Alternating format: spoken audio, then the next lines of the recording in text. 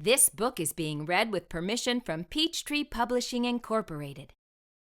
Hello, my fabulous reading friends. It's Ani. Thank you for coming to read with me. If you want to stay up to date on my newest videos, make sure to subscribe and be sure to watch all the way through because I'm going to do some shout outs at the end.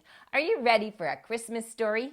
Today we have one of my favorite classics illustrated by one of my favorite illustrators. It's called The Night Before Christmas. If you have a copy, go get it so you can read along with me.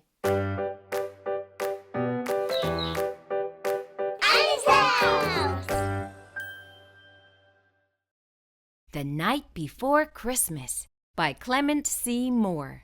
Illustrated by Tommy DePaula. 'Twas the night before Christmas, when all through the house not a creature was stirring, not even a mouse.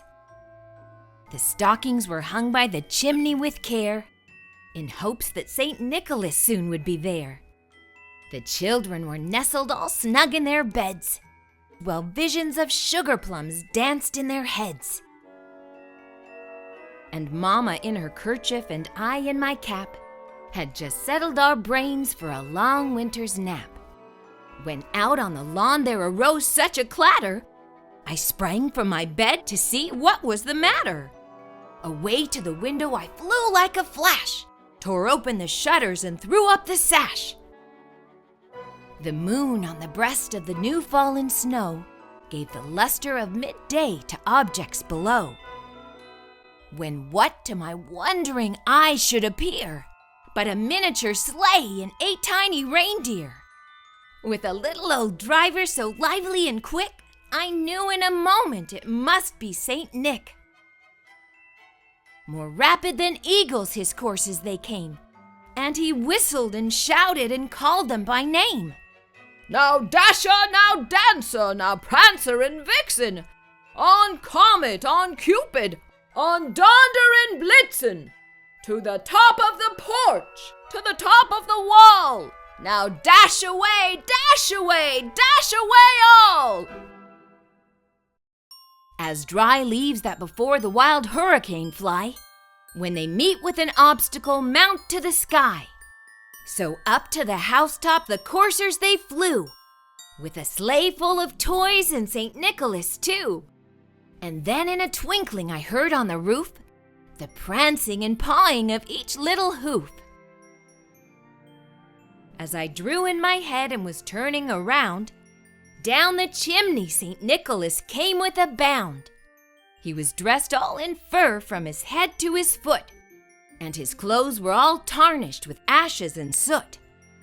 A bundle of toys he had flung on his back, and he looked like a peddler just opening his pack.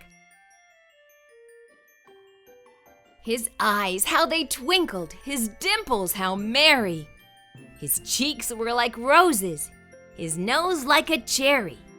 His droll little mouth was drawn up like a bow, and the beard of his chin was as white as the snow. The stump of his pipe he held tight in his teeth, and the smoke it encircled his head like a wreath. He had a broad face and a little round belly that shook when he laughed like a bowl full of jelly. He was chubby and plump, a right jolly old elf, and I laughed when I saw him in spite of myself. A wink of his eye and a twist of his head soon gave me to know I had nothing to dread. He spoke not a word but went straight to his work, and filled all the stockings, then turned with a jerk, and laying a finger aside of his nose, and giving a nod, up the chimney he rose. He sprang to his sleigh, to his team gave a whistle, and away they all flew like the down of a thistle. But I heard him exclaim ere he drove out of sight, Happy Christmas to all, and to all a good night. I just love that classic Christmas poem.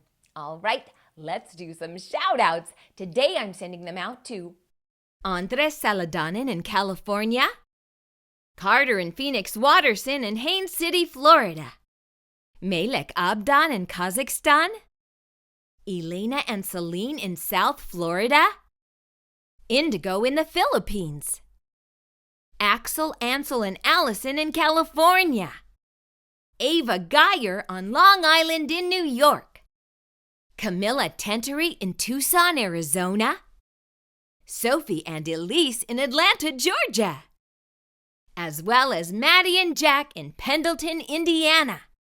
Hello, my wonderful reading friends. I'm so happy that we all get to read together no matter where in the world we live. I hope you enjoyed our story today. See you next time.